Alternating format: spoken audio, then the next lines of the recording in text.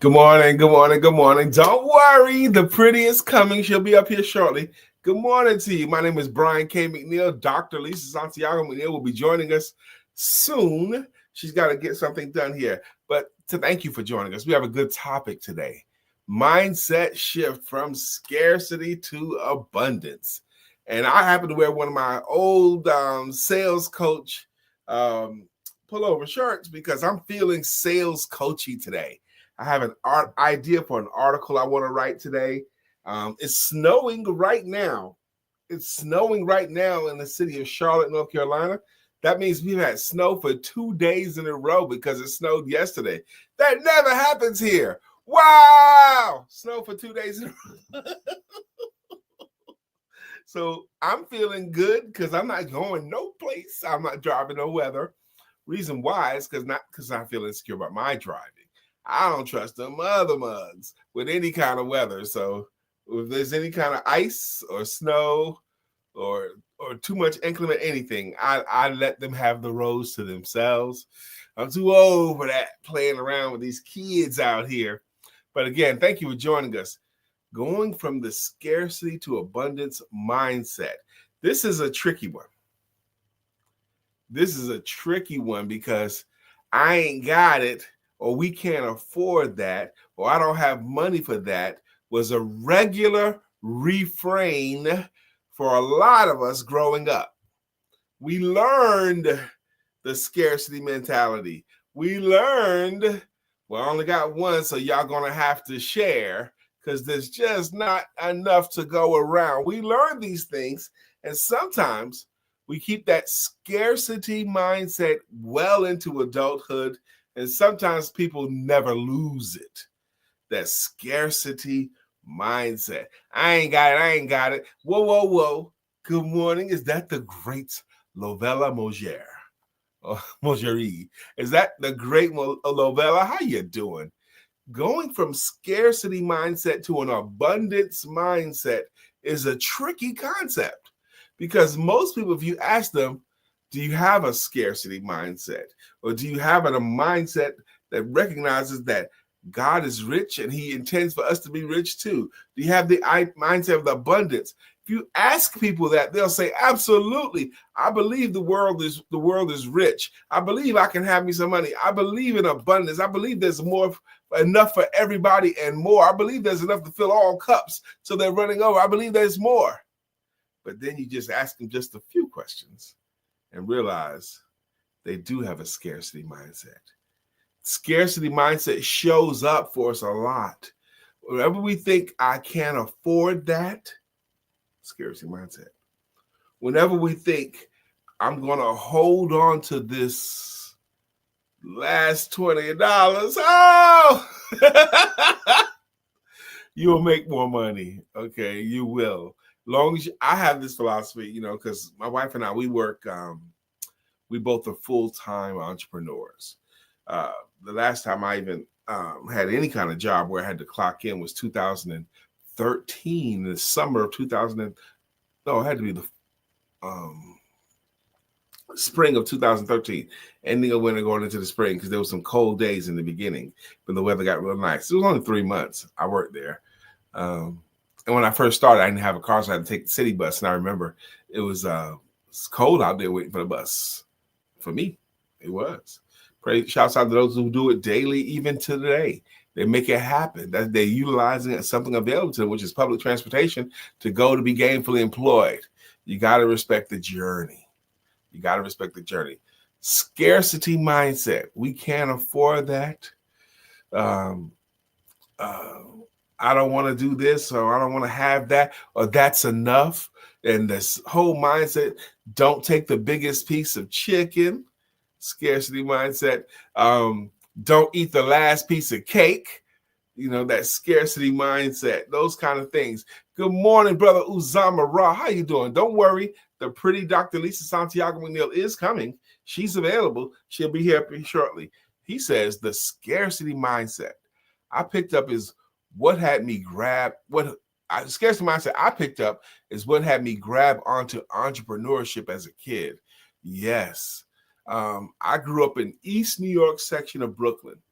East New York, 1446 Alabama Avenue, no, 446 Alabama Avenue between Dumont and Livonia. That's the block I grew up on. 1440 was my grandmother's address. 1440 something, she lived in Brownsville. Man, it's funny how these things come to you. These things come to your remembrance. And we used to walk to see Grandma's house, walk all the way to Brownsville. That wasn't that far, though, because Brownsville bordered East New York. But East New York, back in the 70s, when I grew up, 70s and 80s, because I was born in 67. So in the 70s was my, my primary years, from age, I was probably from 3 to 13. I was in New York. On Alabama Avenue, the 70s. And then the 80s hit, 89, because I remember going into middle school then. And Magic and Bird took over the NBA. But the 80s music was different than the 70s music, So I grew up in those two time zones. My formative years, wow, I was a kid in the 70s and 80s for all my childhood. It's hitting me right now. Wow, because my teenage years was in the 80s. Wow. My teenage years was the 80s.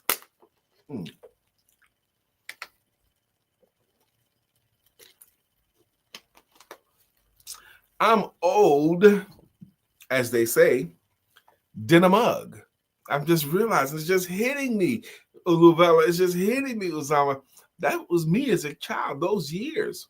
Wow.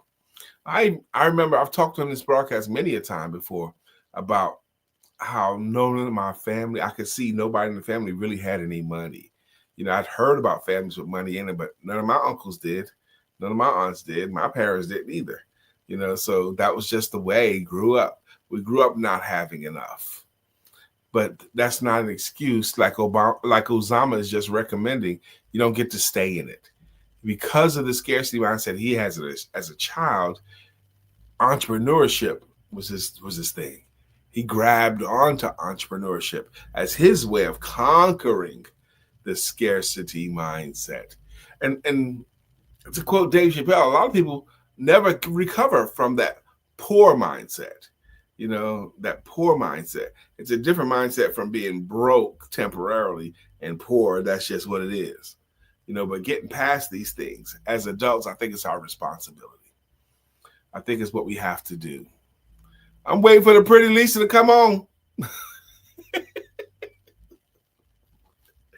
I gotta praise God for this pretty snow we're having right now. We're on the second floor of our home, and Lisa has a window right here. I'm in Lisa's office, and I can see a real good view of the snow coming down right here, and I can hear my neighbor across the street. He's in his probably late 60s, early 70s, but even though it's snowing, he likes to play his car music loud, and I can hear him too from this seat, and it just drives me nuts. Why are you that old and have to play your music that loud, that I can hear it inside my house? He must be just sitting outside this car right now too. What are you doing, neighbor? It just drives me nuts. He take my neighborhood from a really quiet in the corner to a noisy spot whenever he shows up, this guy. That's me ranting about my neighbor. So where are you? Is it snowing where you are? It's snowing in Charlotte, North Carolina, and this happened 2 days in a row. I'm actually tickled by this snow. I probably have to go outside and play in the snow today. Am I too old for that? Am I too old to go outside and frolic in the snow? Am I? I don't know. But I'm ready for my baby to come in here so we can talk about, I want to get her thoughts on the scarcity to abundance mindset shift. How do you do it? How do you go from that scarcity mindset to a mindset of abundance? We do know that God has made everything abundantly available to us, that everything that we're wanting is all around us at any given moment. We do know that the earth is abundant. We do know that our Father is rich. We do know these things, and we're supposed to live in abundance. He's not trying to keep it from us, but how do we do it? How do we do it? How do we get some of this abundance? I think it has to start with the way you think about it. I think money comes to those who honor and respect it and go for it and seek it diligently. And then it was repelled by people with a scarcity mindset. Here she comes, finally.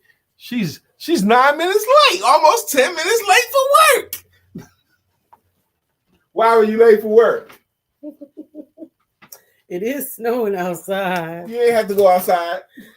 This is a snow day. Hey, Lavella. Good morning, Uzama.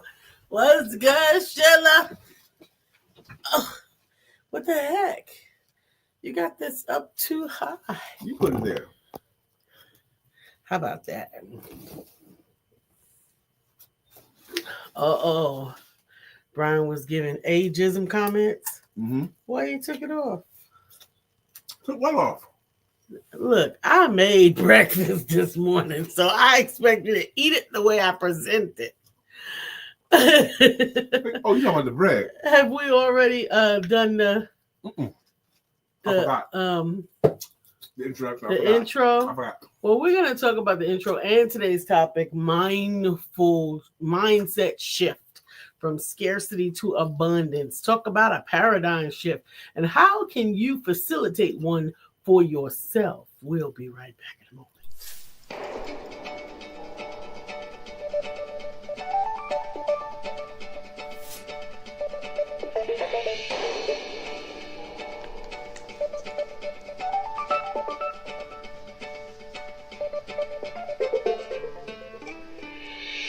Good morning, my name is Brian McNeill. And I am LisaSantiagoMcNeilll. And thank you for joining us on our show, Let's Talk About It. We come to each Monday through Friday right here on the SIBN network, on iHeartRadio, YouTube, TuneIn, as well as Facebook Live. Good morning. Good morning. Good morning. Like. Good morning, Dr. Deborah. Good morning. I'm excited because today is Thursday. And then tomorrow is Friday.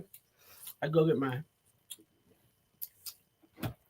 everything ready for Saturday. Oh, yeah. Saturday, we have the Dela Ball for Home for Me. And we have the gift date night. As well as we will be supporting the red carpet after the show so that we can get some hot comments right after that. So we got 2 balls to go to. Or a ball and a play. A ball and a play. And I'm looking forward to it. This scarcity mindset is very tricky. Mm-hmm. It shows up in a lot of ways. Mm-hmm. And I was saying before you got here that if you ask someone, they would say, I have an abundance mindset. Most people would think they do. But it doesn't take hardly a few questions to determine that they really don't. How so? You can get them to say, let's spend money, for example. And people say things like, I ain't got it, as if they're never going to get it, you know? Mm-hmm. Or hoarding things because they're afraid, or don't take this whole ideology of don't take the biggest piece and don't eat the last piece of cake. Those kinds of scarcity mindset thoughts. Wow. Mm-hmm. Wow, that's interesting because I don't align those with scarcity. Okay. Like particularly the last example that you used, don't take the biggest piece. Don't take the last piece of cake. The last piece or the biggest piece.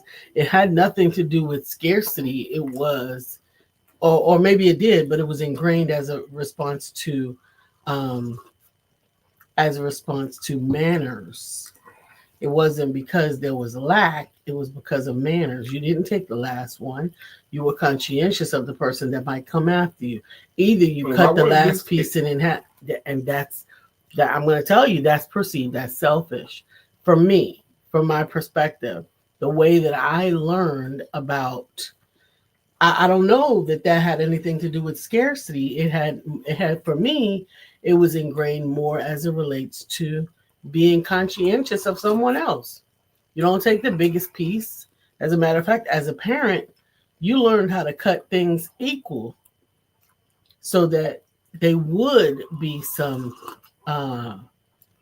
consideration for everybody who was involved in it. But don't take the last piece. Wasn't because there was never going to be another piece, but more so because there is not another piece right now. Okay. Can you smell this coffee? Yeah. How is it? It's not offensive yet. This is Cafe Bustelo. So I went back to the store, Brian, for you. Because I was ordering the bold stuff. And it was starting to bother you lately. So I got some regular old store brand. Not necessarily true. It was not necessarily true and not necessary. I didn't ask you to do that. It wasn't necessarily true that it was bothering you? Yes, no, that it was that particular. It could just be coffee in the moment.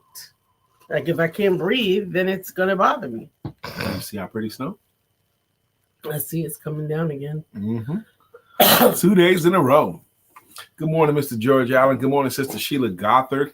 Sheila Gothard says, Lisa is going to get you about your ageism comments. And I'm going to back her up. Of course you are.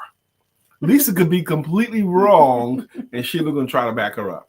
And she's gonna do intellectual gymnastics to back Dr. Lisa up. Good morning, Dr. Deborah. George Allen says, Grand Rising, and I don't have my glasses on here. He says, I had an abundance mindset until I went grocery shopping. Damn. That's right. Oh, yeah. Yeah. You got money. You go to, there's a really funny meme. It's not a meme. It's a mini cartoon, in short. And this lady, she has a shopping cart full of stuff, and she gets up to the register, and she's like panting and all that stuff. And he's scanning stuff, and she goes, oh. He goes, ma'am, are you okay? She goes, yes, but you've only scanned a few things, and you're already up to $65. And he goes, ma'am, I'm an experienced, I'm cashier. I know it's going to look at me, ma'am. We're going to get through this together. They start scanning more things. She goes, ma'am, look at me. He goes, man, I'm about to go do the cured meats now. Oh, God. And then she's like panicking. He's like talking her through ringing up her groceries. He goes, man, I'm about to give you the total now. Okay, brace yourself. Take some breaths and all that stuff. And she totals it. But it's hilarious how they do that. And so Brother George Allen is reminding us of what it's like to go grocery shopping today. I mean, I go up and down the aisles perplexed. Well, I actually, and I've always done this, when I go to the supermarket, not that I don't have sticker shop anymore, but when I go to the supermarket, particularly in Harris Teeter, you gonna call them her like that? Yeah, because I like their discounts, even if they're just inflated to become discounts. I like to watch it like playing the slots. Yeah. I don't give them the number until after we're finished. So I want to see, because I want to see it go down when it takes off the buy one, get one, buy two, get three. I want to see it go ding, ding, ding, ding, ding, ding, ding, ding, ding, ding, ding, ding, ding, ding. And then I go, yes, that's the balance that I needed. Even though I know it was inflated beforehand. It's full beforehand. It's still, hey, that's what I need. I need to see some real money off of that grocery bill. But the mindset shift from scarcity to abundance, all right, so and vice versa. How do you feel the scarcity mindset shows up for adults today? And this might be a child. There he is. Even William Brown, I promise you, as I was asking that question, I was thinking, what would William Brown say to this thought? I would love to hear his thought. William Brown, how do you believe the scarcity, and anyone can answer this. It don't have to be just William Brown. Dr. Sheila can answer, Brother George, Dr. Deborah. How do you believe the scarcity mindset shows up for adults today? Can you see it around you? Because I think you can. What do you think? I don't know. You know that we can't both take a bite at the same time. You can't do that. You should stop eating. That's exactly what I typically do. So I don't know that I can define it. I know it. I guess I think I know it when I see it, but you don't know if you can define what the scarcity mindset is? Is thinking that there's never going to be enough or there's never enough. Well, there's simply, there's just not enough. There's not enough to go around. Like there's not enough money to go around. There's not enough good parking spaces to go around. There's not enough good anything to go around. There's not enough good men available. So me and me girlfriends, we're going to share this dude because there's a scarcity of men. Right? No. Not going to do that. There's a scarcity of good men, right? No. That can't be true either. It can't be true that there's a scarcity of good men, but people have these thoughts. Sheila said from a spiritual perspective, I think some people don't tithe because they don't have the faith that they will be okay. Great point. Great point. Oh, Lord, I got this much hundreds left, and if I tithe, I'll have this much left. I actually believe the opposite. Well, you do, but I'm saying I think the point is valid. People do make these choices, and then this is an opportunity to try God. Give your money. Give your money. We give money. Well, I don't go there. We give money every time. Okay, but I'm not going to go there. It's too personal. My philosophy on the money. Yeah, but scarcity, I don't know. I don't know. I don't think I am willing to really articulate how I feel about it. But that's right, Sheila. She says, I can't afford not to tithe. Absolutely. I think that that's absolutely true. Isn't it interesting? Throughout my life, all the tithers I knew were rich or well off. Everybody that I knew that regularly tithed, I saw a lot of regular tithers that I know was regular tithers that are doing well.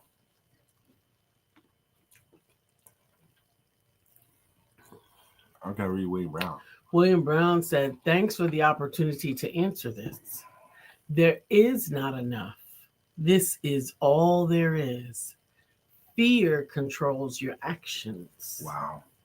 Brother William Brown, you never disappoint me. I love it.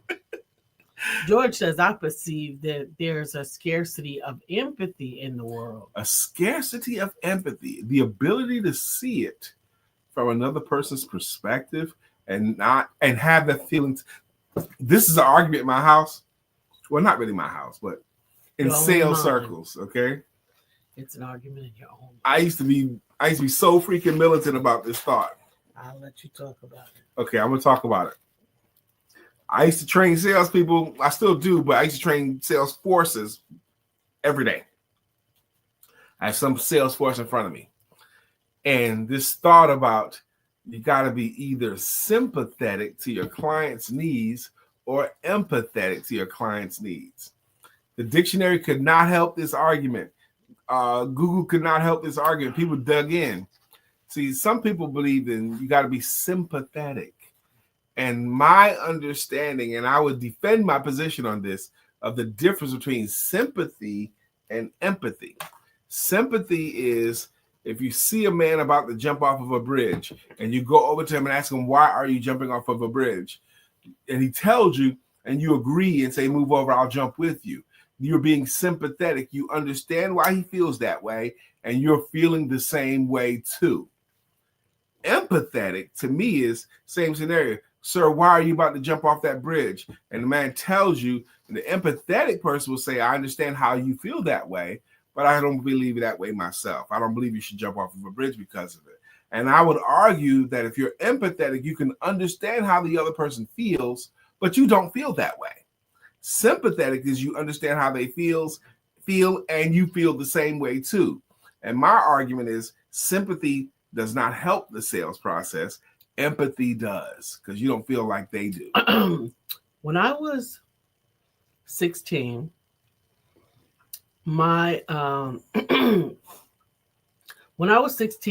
cousins were from a very large family. They had 9 siblings. They're from a very large family. but they were also a very connected family. Okay. And a very educated family. Okay.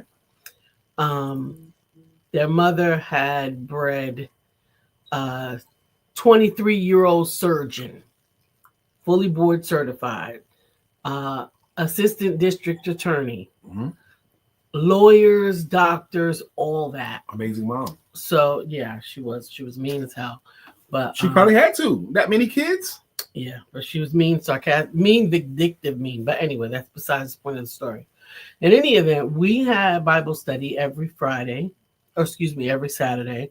We had Bible study, and at the Bible study, those cousins would often take part in the dialogue.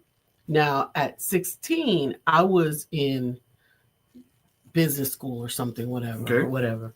But the term psychotic was a commonly used one in the media when the media was talking about this woman had a psychotic episode, that person had a psychotic episode.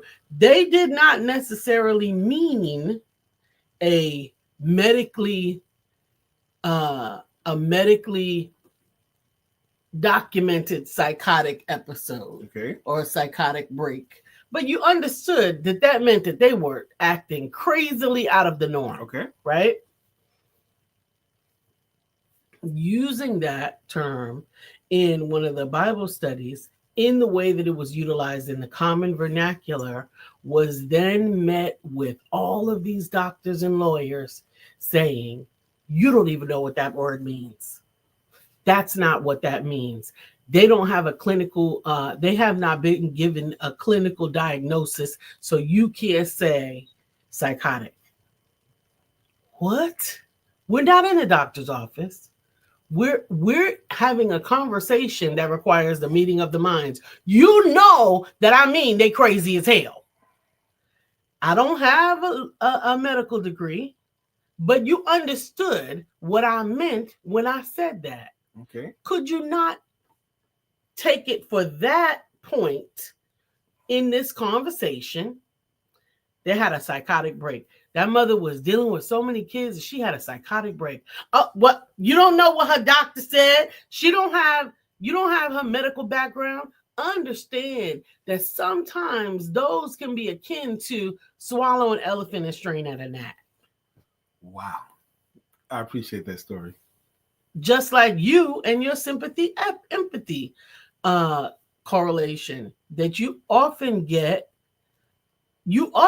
tangled up in the defense of that. I know. And not listening to what someone is simply trying to say. When they say empathize, they mean I feel you. That don't mean I'm getting ready to come up there and jump off the cliff with you. I get it. It means I feel you. One of my favorite arguments. Okay. One of my favorite arguments. The doctor never feels you. She goes, right, calm down. It's not that serious, But they got their backup because they had a position. Because they had the medical background and they had never been in the world. Process too. Absolutely. And their thought process was different than yours. And they wanted to defend their position. No, they didn't. It wasn't about them defending their position. They wanted to correct you. It was about grinding me down. Okay. That's what they were Which doing. Didn't benefit anybody. It didn't. William Brown said, I also believe this mindset will show up with you not being able to let things go. People, things, or even behavior and habits. I commented on hoarding, the idea of hoarding onto stuff. I can't let this go. I'm not going to throw away this instruction manual to this computer thing that I no longer have, just in case. What the heck? Throw away that manual. You don't even have that phone anymore. That phone doesn't work anymore. Why do you still have it? Yeah, I believe, I have to say that I'm kind of guilty of that. But the reason, and I can justify it too, which is not good, because I think that's, really, no one even asked you to justify, but right, you're ready. And I was ready, because I that's my problem. That's why I don't, because there's a lot of things that I think I could get rid of, which is also why I personally don't try to collect things, because it is. Amen. Yeah. William Brown said correctly. So you don't need a degree to see a breakdown or even crazy. No, But if I was sitting in the witness chair in a courtroom, then I would have to have some reason why I'm called as the subject matter expert. They would have to have determined that I was the expert. I was not trying to be the expert. I was simply trying to make a point, and we was not in a court of law. I'm telling you, I must have gotten really good sleep last night because this snow that I'm looking at is motivating me. And I wanted to wear one of my sales coach pullovers. I'm feeling sales coachy today, but I have an idea for an article that I'm going to write this morning. And the article title is Stop Saying I Do. Stop saying I do. That's going to be the article title. William Brown says we can and will justify anything. Absolutely. I'm sitting here right now justifying. In my mind, I could get rid of all of this, but where would I put it? You don't have enough room in the trash can. I don't know what I'm going to do. Golly. George Allen said, I know this. Your heat is working very well. Because my brother is using and in this particular towel. room, brother, our heat is working. I set it to where we normally set it, but it's cooking my house. I have to lower that thing down. I got to lower the temperature down. We went 4 days with no heat in the house using space heater, and now we have been cooking since yesterday morning. I'm going to have to do something. Well, I'm grateful that we have heat. I'm grateful that we have heat and snow on the same day versus not. You're right. Not having heat and getting snow. We didn't go through that. We got our heat before the snow hit us yesterday, which I'm grateful for. I'm grateful. But my article, Stop Saying I Do. Okay. You know why? Know why? I'm writing this article. I was in a meeting yesterday, a mastermind meeting, a bunch of intelligent and great business owners. And this one lady's doctor such and such, and she got all these degrees. And exactly what do you do? And she says, well, I do speaking, I do workshops, and I'll do some coaching too. And that bothered me so much.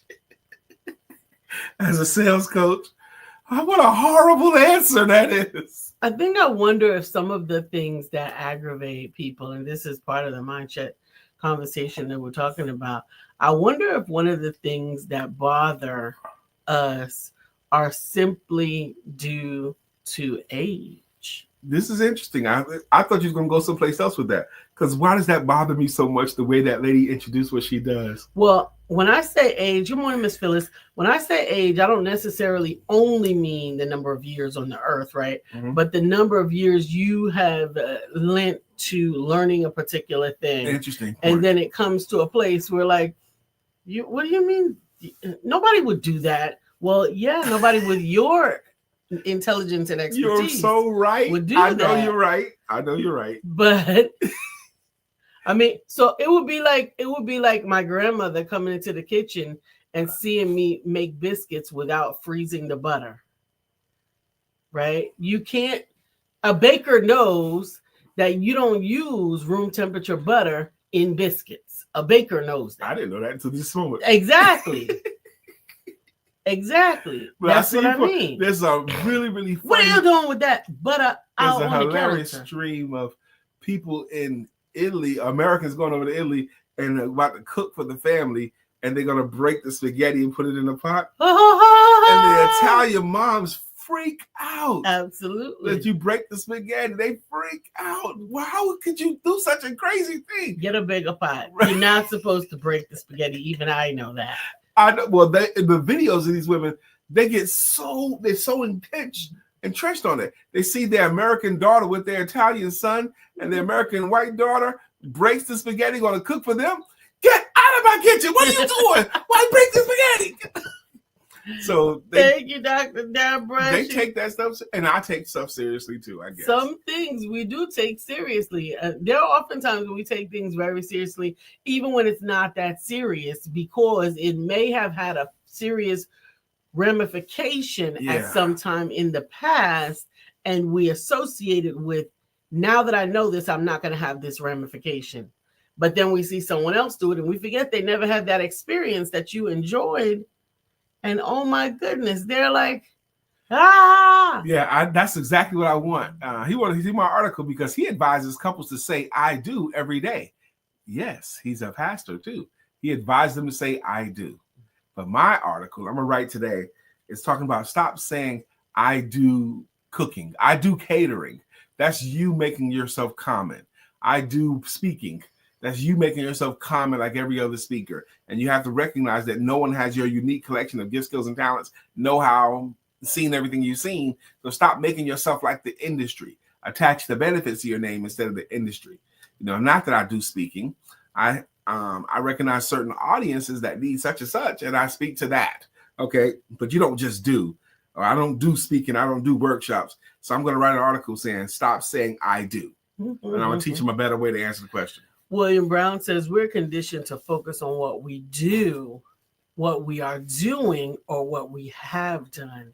My conversation within Living Beyond is asking people to discover how they are being. Yeah. And I'll add versus doing. We are conditioned to focus on what we do. Yeah, we really are. Everything you said right there is just amazingly true, William Brown. Going back up a little bit, please. Hey, Arletta. Whoa. Arletta's in the house. What's up, girl? How you doing? We'll stop right there and enjoy, Charlie. Okay, so then, okay. There was something else I wanted to add to that. I don't remember, but let's go back down. Let's go back down. Dr. Deborah says, I've learned quickly this month that young people assume that them working out of the house with their friends means that they ask you to babysit. Looks like it's time to teach a lesson and asking. Yes. Yes, that is true. We know you're working home. You're working from home. We can drop these kids off of here. No, this is real years with that work. Okay. Lisa has to have time to do her work. She can't babysit nobody's kid. No, we ain't got time for that. Okay. No. It's time for our Black History Moment. Woo woo. African American History Inventors That Changed the World by Michael A. Carson. We love that. Today's we love these little snippets of African American history. Let's go. Amen. And I'm going to tell you today about William Purvis. William Purvis.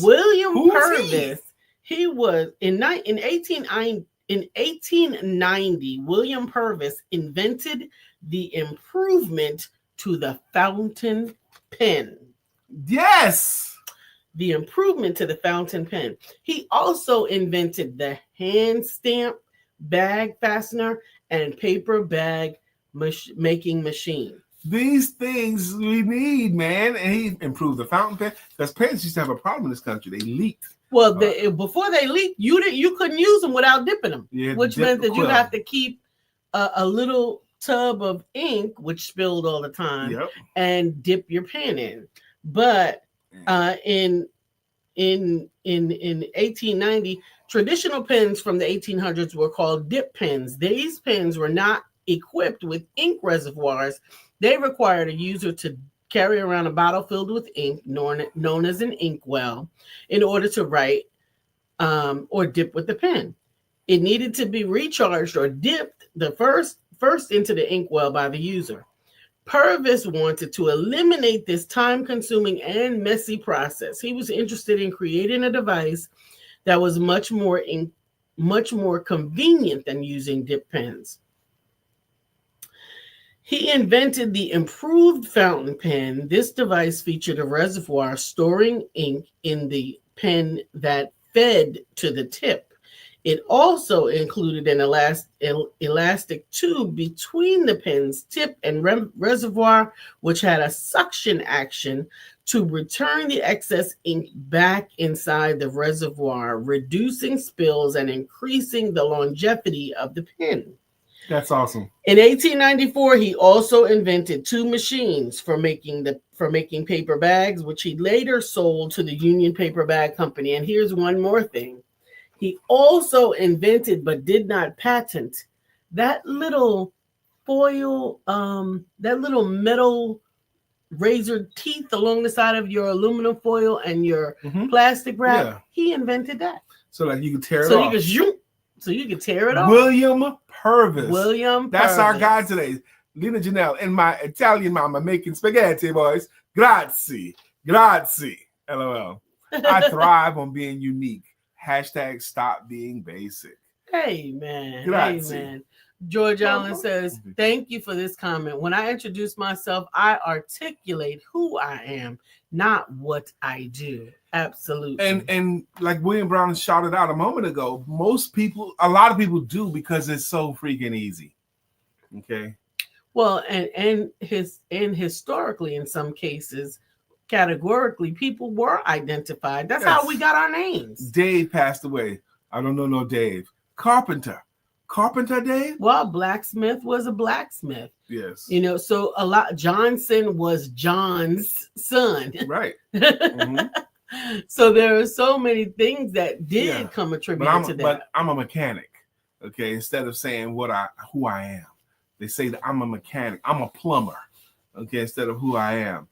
Who are you equates to what do you do a lot of times. Okay? Dr. Deborah said, another great lesson. He was creative. I have been sharing what I am learning. Amen. Amen. Yes. And we're going to also read, we're actually intending to carry this on throughout the year because Black History Month is every day. Okay. On this day in African American history by Michael A. Carson, Jean-Baptiste Point du Sable was commemorated. Y'all know what he does, right? Jean-Baptiste du Sable or du Sable? It's du Sable. But the people in the area, it's du Sable. But anyway, do y'all know what he does before Lisa finishes? I know what he's famous for, but I bet I'm about to learn more. Go ahead. Jean-Baptiste Point du Sable was commemorated on the U.S. Drink some water. I'm gonna punch you. He was commemorated on the U.S. postage stamp, regarded as the first permanent resident of what later became Chicago, Illinois. He is known as the founder of Chicago. Mm-hmm. A school, museum, harbor, park, and bridge have all been named in his honor. Black man is the founder of Chicago. And what year was that? Does it say? Yes. At the place where he settled near the mouth of the Chicago River around 1780 is recognized as a national historic landmark, now located in Pioneer Court. In 1780, a black man founded the city that grew to become Chicago. In 1780, think of what was going on in this country in 1780, and he founded Chi-Town. That's right. I think that's a remarkable thing about him. William Brown said William was trying to save people time. Yes, he was. Amazing. Now says, and good morning all. Pen ink, inventing, Purvis God. That's right. That's right. Mr. Purvis. And that is one to grow on. I'm glad we got that lesson today. Isn't that interesting? He invented all of these cool things that made the world more practical. That's what he did. Absolutely. That's right. Chi-Town. Dr. Deborah says, yep, I lived in Chicago from the age of 4 to 12.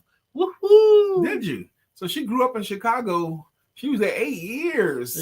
Very impressionable time for 8 years, too. What was I going to say, too? I can't remember it. We got to do something about this because we letting stuff slip out our heads lately. Oh, my goodness. It's 8:43. It's 8:43. It's time for us to say thank you. Thank you. And the way we say thank you is with greeting songs and greeting logos. I tell you, you guys are so important to me that when I see someone pop in a name that I've never seen before, I almost get nervous. Because they're going to say something crazy, and I don't want anybody else saying something crazy on here. We're going to say thank you. And the way we say thank you is with greeting songs and with greeting logos. Go ahead. That's right, Lena. She says, wow, founder of Chicago, 1780. Wow, Jean-Baptiste. What was his last name again? Point du Sable. Du Sable. If you say it in the French way. Du Sable. But you don't pronounce the L and the E. It's Du Sable. I know what it is because I used to have a Sable car. Jean-Baptiste. Let me tell you, Kimberly Marie Jackson's in the room. Okay. We got a package in the mail. Was it yesterday or the day before yesterday? It was yesterday. It was the day before yesterday. It wasn't the day before yesterday. It was yesterday when the heat came on. Okay. We got a package in the mail. And it was a big box and it had Lisa's name on it. I'm like, what you order? That's what I'm thinking. And she had 2 huge bags of Kimberly Marie Action Jackson. What's the name? Decadence popcorn. Decadence popcorn. We got 2 huge bags of Decadence popcorn delivered to our home. This one is almost gone. In her office. And the other big bag is almost gone on her side of the bedroom. That's right. That's where it is. So we love your stuff. So thank you for sending us that. We got to do the greeting songs, baby. George John says ginkgo for memory. Yes, absolutely. Ginkgo biloba. Yeah. Can't live with it after 50. We're gonna get without it. We're gonna get some stuff. Okay. Uzama. Go ahead. Bitcoin King. He's the Bitcoin King. Uzama. Bitcoin King. He's the Bitcoin King. Uzama. Why are we singing to Uzama? Because Uzama helps us by contributing to the content. Who's next after Uzama? Sheila. Storms are brewing in her eyes. Oh, I didn't know what that name was. But I did. But I did it. Okay. Dr. Deborah, nonprofit strategist and funding coach. Good morning, Dr. Deborah. That's how we sing to her because she contributes to the comments. Mr. George Allen, he's also known as Chef Rev. He's got a jam too, and it goes, why must I cook like that? Why not hire Chef Rev? He puts the good food in me. Not. Sheila got her song sang? Yes. Okay, good. William Brown's got a jam too, and it goes, good morning to our friend Will. Nobody thinks like him still. We love him so, and we always will. Our friend Will. Good morning to our friend Will. Good morning, sir. Good morning. Who else got a jam today? Lena Janelle, baby. We gets high off her art, don't know how to behave. Ooh. Arletta, you can get you a jam. Love my sister Arletta. Etta, eh. Kimberly Marie, you've been hanging out here for a little while too. We can get you a jam, Kimberly Marie. Recommend something that fits your name, either Kimberly Marie or Kim Marie or KMJ, whatever you go by. Action Jackson, give us something and let us put it in a song for you. Kimberly said, I want a song. We want to give you a song. You can get one. Just tell us a genre, something that you love, and we can put your name in it. Like or put your popcorn. Pop, pop, pop, pop, pop. Goes my mind. Popcorn pants, like Dr. Carolyn Stevens. That's her name, Dr. Carolyn Stevens. But she let us call her Dr. C, which made it easier for us to put into a jam. Michael Jackson is where you want it to come from. Okay, good. Michael Jackson's good. Something Michael Jackson. Looking out. No. Across the moon. Because I'm bad. We'll have to put some thought to it, but we got you coming, Kim. I'm gonna make a change for once in my life. I'm gonna get Decadence popcorn. It's gonna make a difference. It does make a difference in your life. As I open the package up and take a bite of We're gonna have some fun. We're gonna get you a jam. That's right. Dancing. Gourmet popcorn. Gourmet. Hey, Dr. Beverly. She says, grind, rising to my Beverly, favorite. I'm so happy that you came in the room. Family. Dr. Beverly. It's on the show. Good morning, Dr. Beverly. And good morning to you and the rest of your crew. She's a popcorn machine. Yeah. I should have known a brother was behind Cabrini Green. Cabrini Green is the projects. And I think Cabrini Green is the projects depicted in Good Times, the TV show Good Times, Mm. the blaxploitation early 70s TV show Good Times. Good times. Anytime you need a payment, good times. Scratching. Y'all wildin'. You know. So let me tell you something. Right now, I'm working on a project that is requiring every one of my deciphering skills that I have ever had in my entire life. Okay. Not only is it requiring me to decipher handwriting, but it's also requiring me to decipher languages and dialects. Cause you to dig deep. And honey, Lord Jesus. Because he speaks a different language than you. No. The author. No, he speaks my language. That's why I'm able to do it. You said dialects. That's a different dialect than you. So yeah, but no, he's from Jamaica, and some of the characters in the book are speaking Patois, and he is also from the Bronx. So some of the characters are speaking New York Jamaican, and it requires some discernment in order to make sure that an American who is reading it could understand what the heck he's talking about. You got work to do. And so when I looked at Lena Janelle say, y'all wildin', without the G on the end and without the accent over the end, it just came to me like a flashback. Like, oh my goodness. As well as Y apostrophe all, which in some languages, it's actually YA apostrophe LL, but it's not in English. Y'all and y'all. Okay. No yeah. problem. So I've been just dealing. I'm sorry. I digress. Yes, please digress. Let's go back I want to go back to my point. Keeping your head above water, making a way, good times. Making a way when you can, good times. That needs a mindset shift. Yes. I think so. Scratching and surviving, good times. Hanging in a child line, good times. Okay? There's not good times. None of that is good times. But we grew up with those things in our head. Dr. Deborah says, to the tune of Dancing Machine. Oh, okay. And even in that song, she's easy credit ripoffs. You keep going back to good times. Because it's part of our makeup. Yeah, but we were talking about getting Kim Jackson's song. You missed something. Lena Janelle. Oh, bless you, Lisa. You got this. I have a challenging client right now, too. Good guy, but demands a lot of my time. It's interesting. Yep. But we are going to work on. Did we get everybody for the greeting songs? Did we miss anybody? No, we got everybody back. Okay. Got everybody, and we are ready to get out of here. And we got to get out of here because I got to go to work. I got to go. I get to go to work. Whoop, whoop, whoop. That's right. That's a mindset. That's a mindset shift. That's necessary sometimes. A paradigm shift is one that I wanted to introduce when we're talking today, but I'm glad that we went where we went.